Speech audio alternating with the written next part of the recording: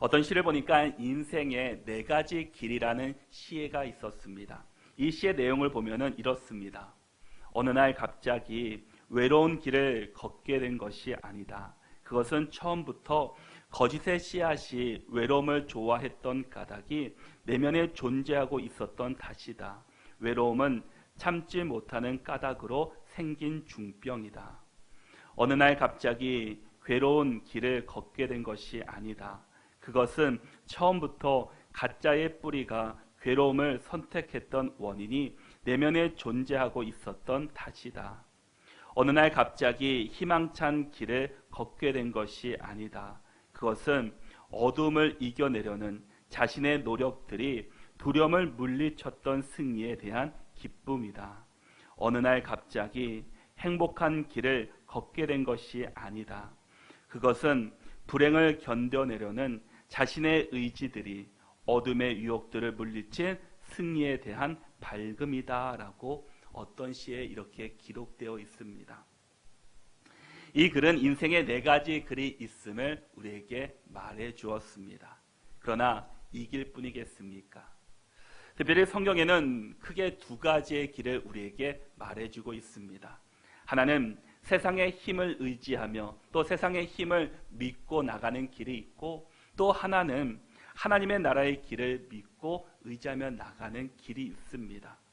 여러분들은 지금 어느 길을 걸어가고 계십니까? 성경은 이미 우리들에게 말씀해 주셨습니다. 세상의 힘을 따르는 사람과 하나님의 나라의 길을 따르는 사람들의 마지막 모습이 우리에게 어떤 것인지를 이미 성경은 다 말씀해 주고 있습니다. 그런데 오늘날 많은 사람들이 하나님의 나라의 길이 아닌, 성경의 길이 아닌 세상의 힘을 중시하는 길을 택하며 살아가고 있다라는 겁니다. 심지어 하나님의 사람들도 이것을 흉내내기를 좋아합니다. 그러면 성공한 인생을 사는 것처럼 생각합니다. 우리는 흔히 내가 잘 먹고 잘 사는 것이 성공이라고 착각하며 살아가고 있습니다. 남보다 앞서서 출세해서 내 이름을 떨쳐야 성공이라고 생각하고 말합니다.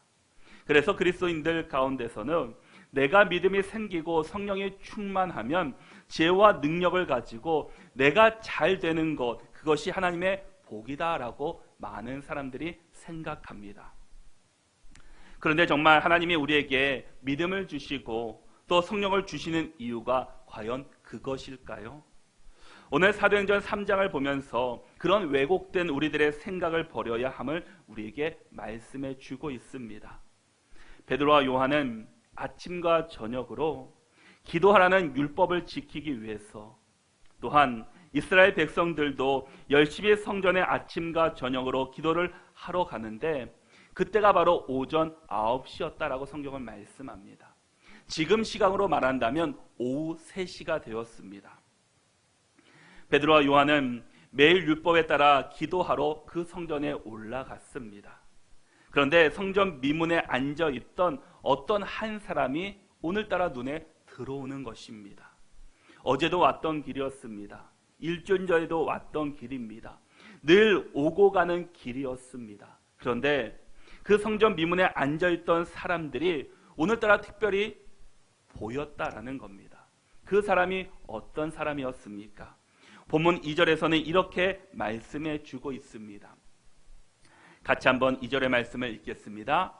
나면서 못 걷게 된 이를 사람들이 메고 오니 이는 성전에 들어가는 사람들에게 구걸하기 위하여 날마다 미문이라는 성전문에 두는 자라. 아멘. 이 사람은 어떤 사람이었습니까? 나면서부터, 날 때부터 걸어본 적이 없었다라는 겁니다. 선천적인 장애를 가지고 태어난 사람이었습니다. 사람들은 이분의 나이를 약 40살 정도, 40세 정도 된다라고 사람들은 말을 합니다. 그러니까 40년 평생 동안 한 번도 일어나 보지도 못했고 걸어본 적도 없는 사람이었다라는 겁니다. 그에게는 걷는 것이 무엇인지 알지 못하는 사람입니다. 그가 할 수 있는 일이라고는 어느 누군가가 자신을 옮겨서 이 성전 미문 앞에 데려다 주면 그는 그곳에서 하루 종일 구걸하면서 사람들이 주는 돈을 가지고 하루하루를 살아가는 사람이었습니다. 어느 누구의 도움 없이는 한순간도 또 움직일 수도 없는 사람이었다라는 겁니다. 그는 자신의 병을 고치기 위해서 백방으로 노력해 보았을 겁니다. 유능하다는 의원도 찾아가 봤을 겁니다. 또 그의 가족들도 노력해 봤을 겁니다. 그런데 아무런 좋은 결과를 얻지 못했습니다. 얼마나 그는 낙심하고 또 좌절하고 또 아픔이 그의 마음을 짓누르고 있겠습니까? 그리고 수많은 사람들의 시선과 무시와 그 따가운 그 멸시가 더 그의 마음을 고통스럽게 했을 겁니다. 걷지 못한 사람은 늘 성전에 예배하러 들어가는 사람들을 보면서 나도 한 번만이라도, 딱 한 번만이라도 그곳에 들어갔으면 좋겠다라고 늘 생각했을 겁니다. 그는 날마다 미문이라는 성전문에서 늘 그 자리를 지킨 사람이었습니다. 그런데 그날따라 본문 4절에 보니까 베드로가 요한과 더불어 주목하여 이르되 우리를 보라 하니라고 말씀합니다. 오늘따라 베드로와 요한이 기도하러 올라가는데 그를 주목했다라는 겁니다. 어떻게 그럴 수 있겠습니까? 늘 다니던 길이었습니다.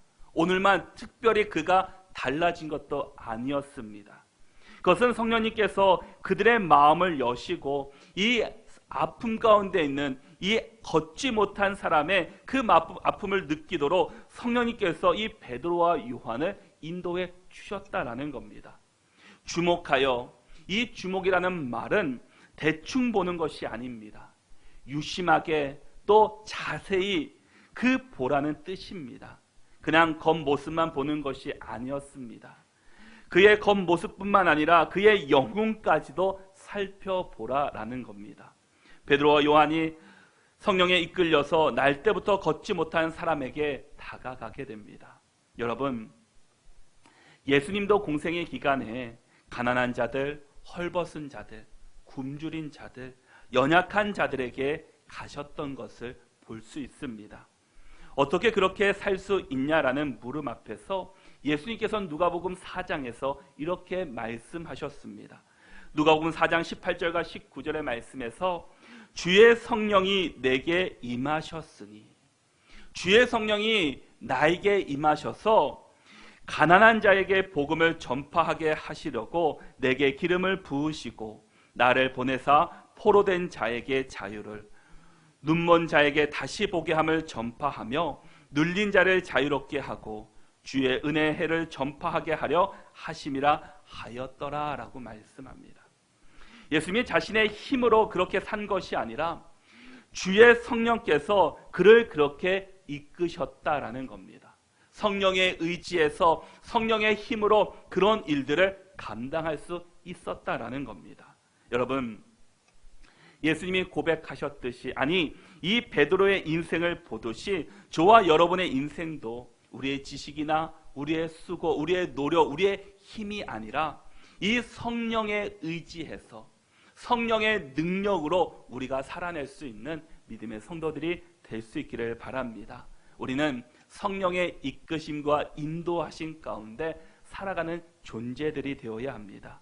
내 힘으로, 내 능력이 아닌 하나님의 이끄심으로, 성령의 이끄심으로 하나님의 뜻을 나타낼 수 있는 우리 모두가 될 수 있기를 바랍니다. 우리 5절과 6절의 말씀을 같이 한번 읽어보도록 하겠습니다. 함께 읽겠습니다. 그가 그들에게서 무엇을 얻을까 하여 바라보거늘 베드로가 이르되 은과 금은 내게 없거니와 내게 있는 이것을 내게 주노니 나사렛 예수 그리스도의 이름으로 일어나 걸으라 하고 아멘. 지금 성전 미문 앞에서 이 구걸하던 사람은 이 베드로와 요한이 나를 주목하여 보라 라고 이 말을 듣고 나에게 무언가 주겠구나 라는 생각으로 그를 바라봅니다. 이 걷지 못한 자, 구걸하는 자에게 그가 필요한 것이 무엇이었겠습니까? 그는 물질이 지금 필요했을 겁니다. 내게 또 얼마나 물질을 줄 것인지 바라보고 있었다라는 겁니다. 하지만 베드로는 자신의 능력으로 그 사람이 원하는 것을 줄 수는 없었습니다. 근데 사실 그 사람에게 필요한 것은 은과 금이 아닙니다. 걸을 수만 있다면 이 모든 문제는 한 번에 해결되게 됩니다. 아무리 많은 은과 금을 준다 할지라도 그의 근본적인 문제는 해결될 수 없습니다. 그는 한 번만이라도 일어나 걷고 싶었을 겁니다. 그런데 그가 그 원했던 그 일이 일어났다라는 겁니다. 누구 때문에 일어났습니까? 치유의 기적은 6절의 고백대로 예수님의 이름으로 선포될 때 이 놀라운 기적의 역사가 나타났다라는 겁니다. 지금 베드로는 오순절 성령 강림으로 성령이 충만한 상황이었습니다. 즉 그는 자신의 능력으로 이 일을 행한 것이 아니라고 말씀하고 있다라는 겁니다. 내 힘으로 내 능력으로 일어나 걸으라가 아니라 예수 그리스도 이름으로, 나사렛 예수 그리스도의 이름으로 선포하노니 일어나 걸으라라고 말씀합니다. 그 말씀 앞에 그는 일어났다라는 겁니다. 과거 공생애 때 온갖 질병들을 고치시면서 그 영적인 아픔까지 회복시키신 그 예수님의 치유의 능력이 성령을 통해 지금 베드로에게 그대로 전달되고 있었습니다. 베드로는 예수님의 치유 사역을 그대로 이어받아서 여전히 질병 가운데 있는, 또 신음하고 고통하고 있는 하나님의 백성들을 치유하고 고치고 기쁨을 회복시켜 주었습니다. 베드로는 내게는 은과 금은 없지만 내게 있는 이것을 내게 주겠다라고 말합니다. 내가 은과 금은 줄 수는 없지만 내게 있는 그것을 주는데 그것이 무엇입니까?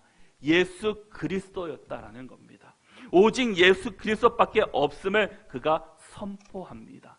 왜냐? 오직 예수님만이 능력이고 예수님만이 우리를 치유해 주시는 분이심을 그는 알았기 때문이었습니다. 진정한 치유는 하나님과 우리의 사이가, 관계가 회복될 때 일어나게 됩니다. 내가 아무리 능력이 있고 수고하고 명예와 또 물질을 있다고 해도 얻을 수 있는 것이 아니다라는 겁니다. 지금 날 때부터 걷지 못한 사람에게 진정으로 필요한 것은 은과 금이 아니라 바로 예수 그리스도셨습니다. 하나님과의 그와 관계가 회복되면 그가 치유되고 회복될 수 있다는 것을 이 베드로는 알고 있었기 때문입니다.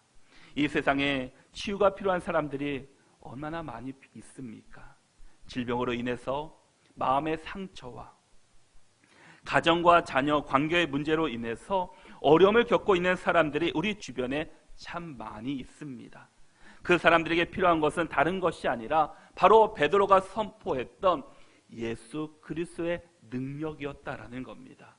예수 그리스도의 이름이 선포될 때 치유와 회복이 그 가운데 역사하게 된다라는 겁니다. 그것은 우리의 죄로 인해서 단절되었던 이 하나님과 우리의 관계가 회복될 때 진정한 치유와 회복을 우리가 경험할 수 있게 된다라는 겁니다. 그런데 현대를 살아가는 사람들뿐만 아니라 우리 그리스도인들 중에서도 그것을 모른 채 살아가는 사람들이 너무나 많이 있습니다. 분명히 예수 그리스도가 답인 것을 알면서도 우리는 여전히 우리 주님을 붙잡고 사는 것이 아니라 세상의 것을 붙잡고 세상의 것을 의지하며 살아가는 사람들이 너무나 많이 있습니다. 여러분들은 과연 무엇을 바라보며 무엇을 의지하며 우리는 살아가고 있습니까? 예수 그리스도의 이름을 선포하며 살아가고 있습니까?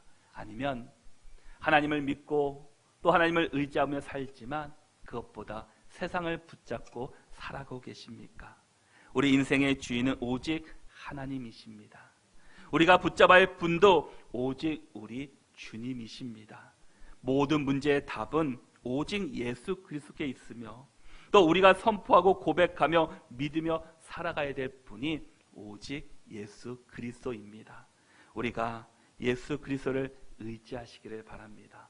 어떤 상황에서도 어떤 환경 속에서도 오직 예수 그리스도를 선포하며 예수 그리스도를 붙잡고 살아가는 모든 믿음의 성도들이 될 수 있기를 바랍니다. 여러분, 지금 날 때부터 걷지 못한 이 사람이 지금 있던 곳이 어디였습니까?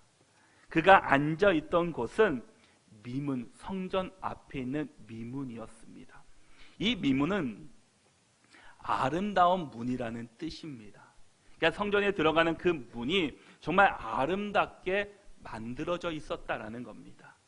근데 그 성전 문 앞에, 이 아름다운 성전 문 앞에 이 앉아 있는 이 사람은 어떤 모습이었습니까? 지금 그는 지저분하고 추한 모습으로 그곳에서 구걸하고 있었다라는 겁니다. 얼마나 역설적인 모습입니까? 이 성전이 그만큼 능력이 없었다라는 겁니다. 늘 성전 미문 앞에 나와서 성전에 예배하러 기도하러 가는 사람들을 보았지만 그 어느 누구도 그에게 가서 복음을 전해준 사람이 없었다라는 겁니다. 정말 성전이, 주님 만나는 그 성전, 회복과 치유가 있는 그 성전이 눈앞에 있었지만 어느 누구도 그를 그곳으로 인도해 주는 사람이 없었다라는 겁니다. 그런데 왜 기적이 일어났습니까? 바로 참 성전 되시는 예수님으로 말미암아 그가 치유되었다라는 겁니다. 베드로가 예수 그리스도의 이름을 그에게 선포하니까 그 이름을 믿고 그 이름을 붙잡으니까 그 안에 들어가니까 그가 치유되고 회복되었다라는 겁니다. 참 성전 되시는 예수님 안에 있을 때 날 때부터 걷지 못한 사람이 육체와 영혼의 고침과 회복을 그가 경험했습니다. 아름다움은 드러낼 줄은 알았지 이 사람 하나 치유할 능력이 없던 이 성전의 무능함이 드러나는 동시에 이제 하나님이 함께 하시고 백성을 고치시는 역사는 이 참 성전 되시는 예수님을 통해서 일어난다는 사실을 우리에게 선포하고 말씀해 주고 있습니다. 예수님 안에 일어나는 일, 또 예수님 안에 있을 때 우리가 좋은 소식, 복된 소식, 이 복음이 지금 이 사건을 통해서 우리에게 전해주고 있다라는 겁니다. 우리가 과연 무엇을 붙잡아야 되는지, 무엇을 바라봐야 되는지, 무엇을 의지하며 또 고백하며 살아가야 되는지를 우리에게 잘 보여주고 있는 모습이기도 합니다.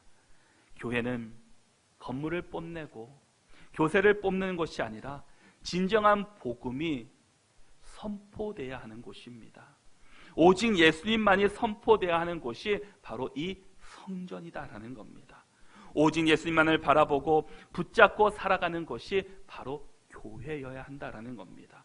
여러분, 우리의 질병, 우리의 죄악, 우리의 모든 슬픔이 이 참된 성전 되시는 이 예수 그리스도 안에서 진정한 치유될 줄을 믿으시기를 바랍니다. 우리를 고치시는 예수님이야말로 좋은 소식이요, 복된 소식이요, 진정한 복음이었다라는 겁니다. 여러분, 복음이 무엇입니까? 복음은 예수님을 믿고 회개할 때 나타나는 이 뜨거운 감정이 아닙니다. 복음은 생명이고 복음은 예수님 그분이십니다. 예수님을 믿으면 우리의 상처와 아픔이 치유될 뿐 아니라 예수님이 바로 좋은 소식이고 그 자체였다라는 겁니다. 개인적인 아픔이 있습니까? 치유의 복음이신 예수 그리스도 앞으로 나아갈 수 있기를 바랍니다. 여러분, 육체의 질병으로 고통당하고 있습니까? 우리의 고통을 누구보다 잘 이해하시는 분, 치유의 예수님 앞에, 우리 주님 앞에 나갈 수 있기를 바랍니다. 그때 진정한 치유와 회복을 우리도 함께 경험할 수 있게 될 것입니다. 하나님과의 관계가 다시금 회복되었다라는 겁니다. 죄로 인해서 단절되었던 하나님과 우리의 관계가 다시금 회복되었습니다. 나 중심의 삶을 살아가는 것이 아니라 이제는 하나님 중심의 삶을 살겠다고 고백하는 겁니다. 무슨 일을 하던 내가 앞서는 것이 아니라 하나님의 뜻에 나를 맞추어가는 삶입니다. 이것이 바로 신앙생활이다라는 겁니다. 우리 인생의 주인은 하나님이십니다. 우리를 인도하시는 분은 오직 예수 그리스도이십니다. 무슨 일이든지 무슨 결정을 하든지 오직 하나님께 맡기고 그 일을 따라가는 저와 여러분들이 될 수 있기를 바랍니다. 교회를 통해 선포되는 복음을 우리가 들을 때 저와 여러분 가운데 진정한 치유와 회복을 누릴 수 있습니다. 모든 아픔들이 선포되는 복음을 통해 치유될 수 있기를 주님의 이름으로 축복합니다. 날 때부터 걷지 못했던 사람에게 이 복음, 예수 그리스도의 이름이 선포될 때 그가 어떻게 되었습니까? 우리 7절과 8절의 말씀을 같이 한번 읽어보겠습니다.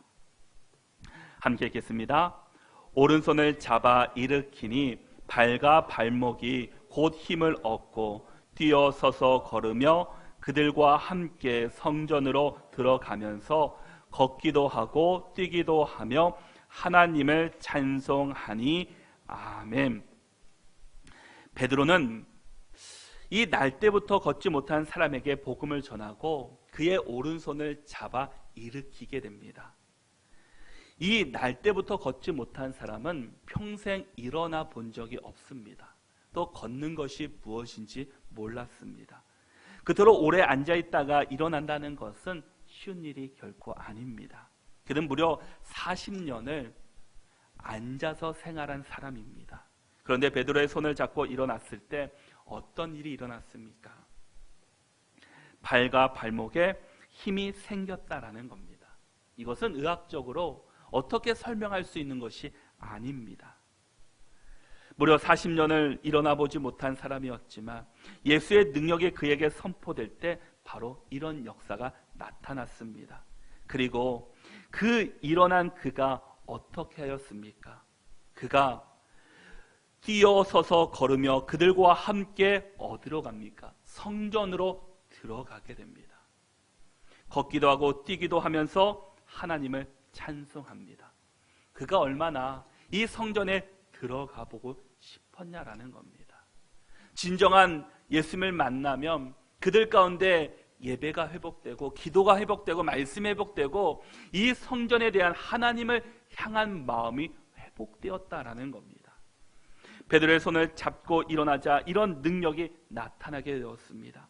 이 일은 베드로의 능력이 아니라 날 때부터 이 걷지 못한 사람의 힘으로 된 것도 아닙니다. 오직 예수 그리스도의 복음이 선포되고 말씀 앞에 순종하며 나간 이 베드로를 사용하셔서 이 놀라운 역사가 나타날 때 이 걷지 못한 사람이 일어났다라는 겁니다.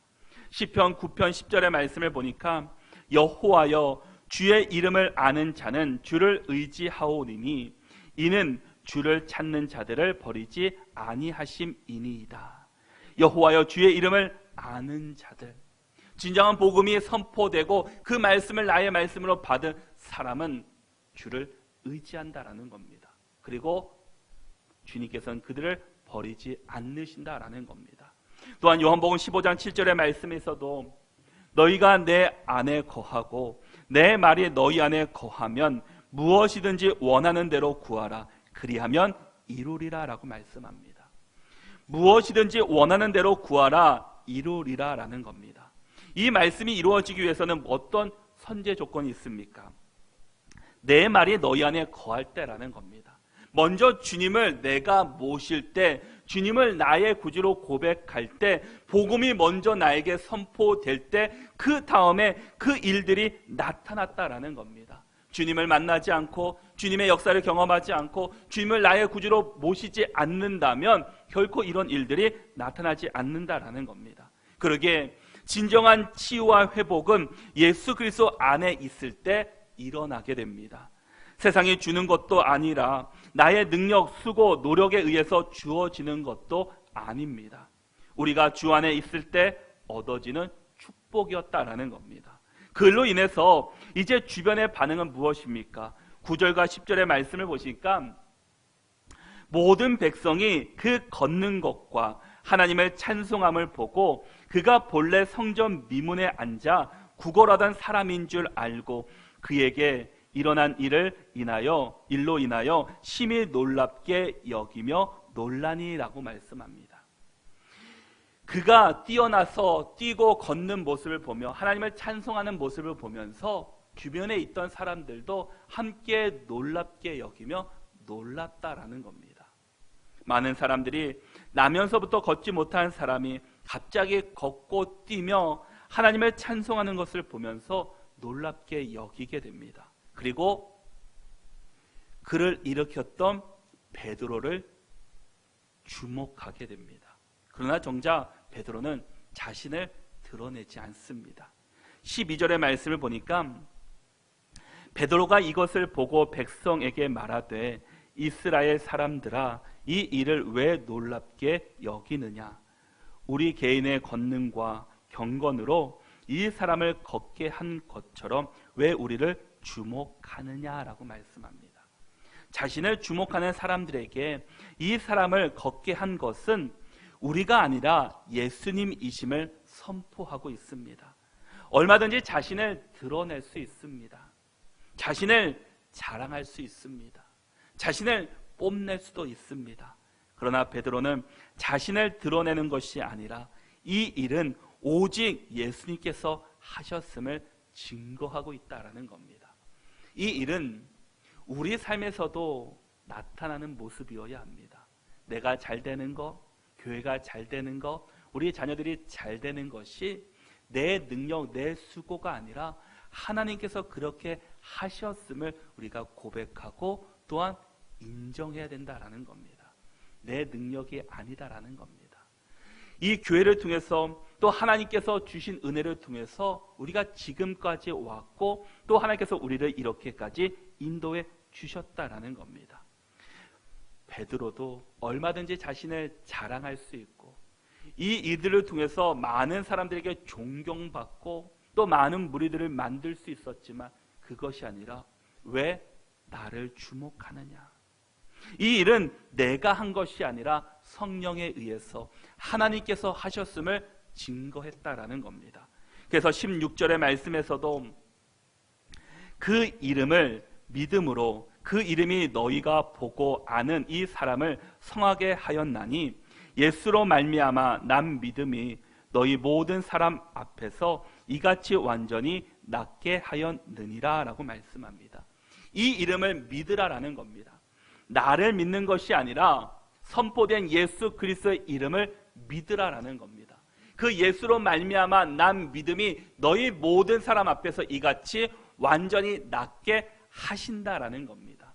나를 붙잡지 말고 눈에 보이는 그런 어떤 것들을 붙잡지 말고 예수 그리스도의 이름을 믿고 그 주님을 믿고 그 주님의 이름을 선포할 때 이곳에 치유와 회복이 있음을 말씀해 주고 있습니다. 이 일을 위해 하나님께서 베드로를 사용하신 것처럼 우리들을 사용하셔서 우리가 있는 그곳에 예수 그리스도가 선포될 때 진정한 치유와 회복이 우리를 통해서도 나타나게 될 줄 믿습니다. 여러분, 우리는 오늘 본문 말씀을 통해서 기억할 것은 평생 걷지 못한 사람이 걷게 된 것에 놀라운 기적이다라는 것을 집중한 것이 아니라 이 일을 이루신 분이 누구신지, 이 일을 하게 하신 분이 누구신지를 우리는 보아야 합니다. 바로 그분이 예수 그리스도시다라는 겁니다. 여러분, 베드로와 요한이 왜 위대합니까? 끝까지 예수님을 바라보았기 때문입니다. 그 교회 가운데 그곳에 환난이 있고 어려움도 있었습니다. 또 자신을 얼마든지 뽐낼 수 있었지만 자신을 뽐낸 것이 아니라, 자신을 자랑하는 것이 아니라 그곳에서 예수님을 보았다라는 겁니다. 얼마나 많은 사람들이 베드로를 따라가겠습니까? 저도 일으켜 주십시오. 저도 회복시켜 주십시오. 낫게 해주십시오. 제 병이 이렇습니다. 저를 낫게 해주십시오. 라고 얼마나 많은 사람들이 모였겠습니까? 그러나 그는 자신이 아니라 예수 그리스도를 드러냈다라는 겁니다. 끝까지 예수님을 바라보았다라는 겁니다. 믿음의 사람은 나를 드러내는 사람이 아닙니다.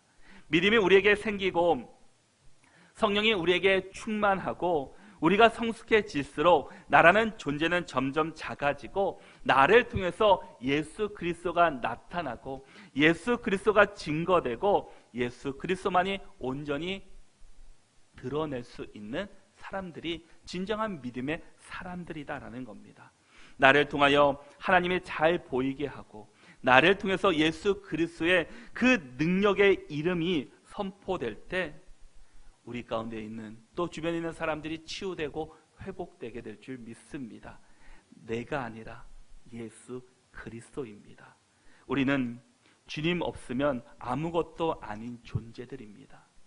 예수님이 아니었다면 우리는 여기에 존재할 수 있는 사람이 아니었다라는 겁니다. 이미 너무 많은 하나님의 사랑을 우리는 이미 받았습니다. 그러면 우리는 당연히 하나님 나라가 완성되는 그날까지 주님만을 증거하며 바라보며 높이며 살아가야 합니다. 환경이 중요한 것이 아니라 진정한 복음이 선포되는 것, 진정한 예수 그리스도가 증거되는 것, 진정한 예수님의 이름이 선포되는 곳에 우리가 있어야 한다라는 겁니다. 우리를 통해서 진정한 예수님만이 높아지고 나를 통해서 내가 드러나는 것이 아니라 예수님이 드러나는 저와 여러분들이 될 수 있기를 바랍니다. 그래서 우리가 다시 한번 하나님과의 관계가 회복되고 예수 그리스도의 이름으로 우리 안에 있는 그 어려운 문제들이 치유되고 회복되어서 하나님께 영광 돌릴 수 있는 그런 삶을 살아갈 수 있는 예수의 길을 따라가는 저와 여러분들이 다 될 수 있기를 바랍니다.